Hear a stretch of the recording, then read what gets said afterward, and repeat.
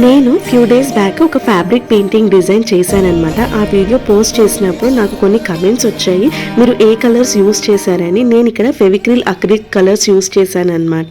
And నన్ను ఏమడిగారంటే మీరు ఎలా ఫ్యాబ్రిక్ మీద ప్రింట్ వేశారు అని చెప్పేసి అడిగినారు. అది కూడా చెప్తాను. నేను ఇక్కడ ఈ బ్లౌజ్కి ఒక వన్ సైడ్ మాత్రమే పెయింట్ చేయాలని అనుకున్నాను. అందుకని ఈ బ్లౌజ్లో హ్యాండ్స్కి వచ్చిన డిజైన్లో ఒక 2 ఫ్లవర్స్ సెలెక్ట్ చేసుకొని నా ఓన్గా నేను ఇలా కంప్లీట్ డిజైన్ని ప్రిపేర్ చేసుకున్నాను అనమాట. లీవ్స్, ఫ్లవర్స్ ఇలా అన్నీ ఇంక్లూడ్ చేసి ఇలా ఒక పేపర్ మీద చేసుకున్నాను. అండ్ ఇది ఇప్పుడు మనం బ్లౌజ్ మీద ప్రింట్ చేయాలని అనుకున్నప్పుడు ఒక కార్బన్ పేపర్ తీసుకోవాలి. ఆ కార్బన్ పేపర్ని ఫస్ట్ బ్లౌజ్ మీద పెట్టేసి దానిపైన ఈ పేపర్ పెట్టి డ్రా చేసుకోవడమే. సో అప్పుడు మనకి కొంచెం ఇలా నార్మల్గా వస్తుంది. దాన్ని మీరు పెన్సిల్తో అయినా ఎక్కడైనా కరెక్షన్స్ ఉంటే చేసుకోవచ్చు. సో నాకు కావాల్సిన కలర్ని నేను తీసుకొని ఫస్ట్ అయితే ఈ అవుట్లైన్ వేసుకున్నాను అనమాట.